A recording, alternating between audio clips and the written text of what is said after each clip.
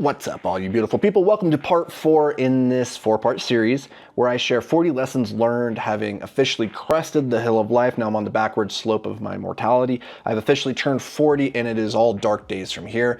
But because I'm officially an old man, I'm coming from the hilltop to share with you some lessons I've learned along the way now that I'm officially considered wise. Okay, I'm not wise. I'm not even all that old. That was actually lesson number 1, is that 40 is just a number and that I feel so much better than I would have expected. But if you're just tuning in, I do recommend you go back to the beginning of this series, listen to them in chronological order. Each day or each one of those episodes, we dive into 10 more of the lessons. Now we are on the last 10. So let's get to it. Number 30 is that what you do often matters less than simply doing something. Surprisingly, you don't always have to take the right action. Just taking a action can yield much better results than sitting on your hands. And it's a weird truth, is that so little of what we do in life matters. Very few of the actions that we take will move the ball in a meaningful way.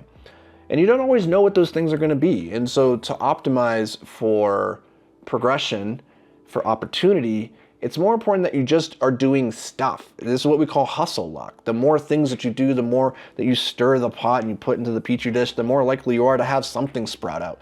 The only thing that guarantees no result is to do nothing. And this one's just really wild to me, is that the people who get pretty far in life and in business in particular are the ones that aren't sitting around like trying to plan everything to perfection and do like the exact right thing. But in the beginning, they're doing something. Just doing something is like 90% of the battle. And it's really wild to say that, because on the other hand, we need to talk about prioritization and doing the things that are essential and like doing less but better. But like in the beginning, and honestly like pretty late in the journey too, like just doing something is what matters. Just taking an action. The universe responds to action, not to intentions or plans or feelings, right? Number 31, you would care less what others think if you knew just how quickly they forget. We let so much of the opinions of others dictate the actions we do or do not take in our life. I don't believe, this is one of the previous lessons, is that we're not afraid of failure, we're afraid of the judgments of others about our failures. And you would care a whole lot less about what they think about you if you just realize they're not actually thinking about you. Right now, they're probably not thinking about you. The person that you're afraid that will judge you if you take that action, if you go for your dream, if you put yourself out there, you're afraid they're going to judge you and laugh at you. But the truth is, they're not even thinking about you right now. And the worst thing is, you're not pursuing your dream at this instant. So they're not thinking about you, and you're not moving towards your greatness. It's like this double whammy of suck. So stop caring so much about what others think. Recognize they're probably not thinking about you as much as you think. And if they are, so what? Who cares? At the end of the day, you cannot let the people who are not on the stadium, who are not on the floor, in the arena, fighting the battles, let their opinions dictate or judge you. Boos don't block dunks. Get in the game. Go dunk that ball. Number 32, proximity is either power or poison. So choose your friends wisely. This ties into the previous lesson here, is that You've heard you are the average of the 5 people you surround yourself with. We talk about this all the time. If you're surrounding yourself with 5 alcoholics, you're going to become the 6th. If you hang out with 5 millionaires, you're probably going to become the 6th, right? So you recognize everybody in your life is either pushing you forward towards your best self or they're pulling you back. And I know that's a really brutal way of looking at the people in your life and like objectifying them, but that's the frame that you need to look at and say, is this person helping me move forward, or are they holding me back? Are they making the game harder on me? I'm not saying you need to cut those people out of your life that are not pulling you towards your greatness. Maybe you just make less time for them. Because in a real way, your network is your legacy. Like, it will become your destiny. The people that you see around you, the lives that they're living, you're just a reflection of that. So be very, very careful about who you let in. Number 33, when in doubt, give it more time. Going to the gym for 6 weeks isn't going to change your life. Eating healthy for 6 weeks, it's not going to change your life. Waking up at 5 a.m. for 6 weeks, it's not going to change your life. Great things, all great things, they take time. Expecting it to be quicker only makes it take longer. So when you're in doubt about whether or not you're on the right path, give it more time. Just give it more time. Number 34, you can't slay the dragons you refuse to acknowledge. If you're unhappy with your body, stare at yourself in the mirror for 5 minutes every day. If you're unhappy with your finances, stare at your bank account for 5 minutes every single day. You can't slay dragons you refuse to look at. And I know this from personal experience. When I was Just beginning on my financial journey, I was so stressed out about money all the time, and looking at the bank account filled me with dread because I never knew if it was going to be overdrafted, if it was going to show red, if I was going to be getting hit with fees, or if I actually had money in there. And so it became easier just to ignore it and pretend like it didn't matter. But it did matter, because that dragon slowly grew until it was $80,000 of debt. And that then was a dragon I could no longer ignore, and he came to eat me. And I had to fight him. And that battle was so much harder because I refused to look at him when he was still just a tiny baby dragon. You can't slay the dragons you refuse to acknowledge.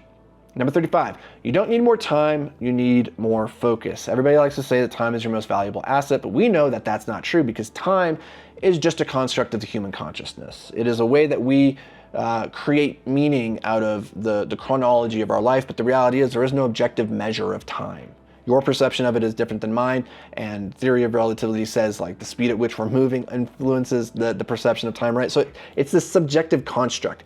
The thing that you have, the thing that you get compensated for, the thing that has value in this life is your focus. It is what you do with your time, and that is a result of your focus. And how much focus you have is a result of how much energy you as a biological entity have in order to expend in the direction of your goals. So the thing that we need to maximize for is our energy, and then how we target or focus that energy is the thing that's ultimately going to dictate our results in life. So it's not that you lack time, you lack focus. Number 36, inaction is the only thing that produces guaranteed results. I know so many people who are waiting on the sidelines for some kind of guaranteed result before they'll commit. They're like, I need to know with perfect clarity that this is going to work before I try. But the thing is, the only thing that guarantees a result is doing nothing. It's not a result you want. Number 37, cheap dopamine is the most expensive dopamine of all. Scrolling social media endlessly, porn, hypercaloric foods, cheap dopamine, these things that make us feel so good in the moment, they're so easy to get. Those are actually the most expensive forms of dopamine at all, because they come at the expense of your dreams. They come at the expense of who you could be, that greatest version of yourself that you could become. Choose the dopamine that you earn as a result of doing hard things. The best, purest form of dopamine, but it's also very, very, very hard to come by. You got to earn it. Number 38, you are the only person standing in your way. In this beautiful day and age that we live in, with the internet, with access to billions of humans just fingertips away, like there's so much opportunity that we all have in our lives that our parents, our grandparents didn't have.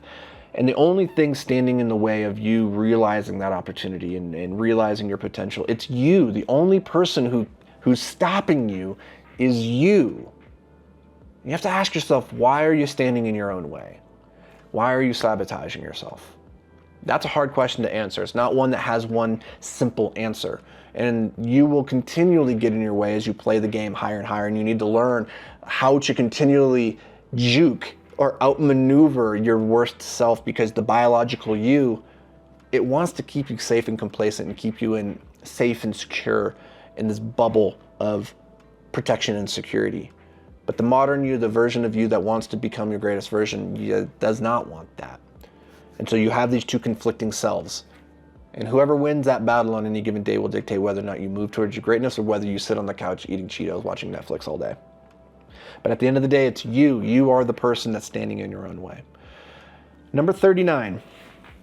The problem with opportunity is that it only ever looks like opportunity in the rearview mirror, never the windshield. And that's why we so often miss opportunities, is because when they're coming at you, when you have the opportunity to take an action, it doesn't look like opportunity, it looks like a risk. And it's not until you've passed the opportunity and you're looking at it through the rearview mirror that you realize that was the opportunity. This is where hindsight is 20/20.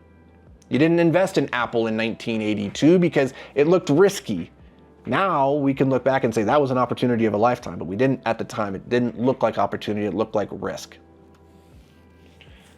I don't know what to tell you about this other than being aware of the fact that opportunity never looks like opportunity in the moment is the key to recognizing it and optimizing and hopefully attracting it to you. Now, this is the hardest lesson of all. It's number 40. It's the most important one, and I hope that you've made it through all 40 of these so that you understand this one simple truth. I have no clue what I'm talking about. It's been 40 years. I've learned a whole lot. I've grown a lot.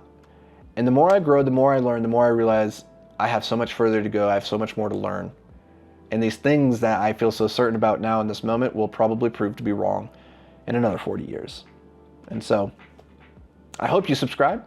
I hope you tune in so that you get notified in 40 years from now when I turn 80 and I share 80 life lessons and I completely debunk everything that I've shared with you here. But in the meantime, I hope that these 40 lessons bring you a little bit of value, bring you a little bit of nourishment that you can use in your own life. But I want to just say, I am so grateful for the opportunity to bring you value for this game that you and I are playing together, this conversation that we're having. And it is a conversation despite the fact that I'm the only one talking right now. I want you to engage, reach out, find me on Instagram, find me on Twitter, LinkedIn, YouTube, wherever. Shoot me a comment, leave me a DM, whatever. I try to respond to as many as I can. Engage with me and let me know what has been valuable for you. And that's going to do it for me, guys and gals. I appreciate you being here, truly. Looking forward to the next 40 years with you. Until then, stay hyper-focused, my friend.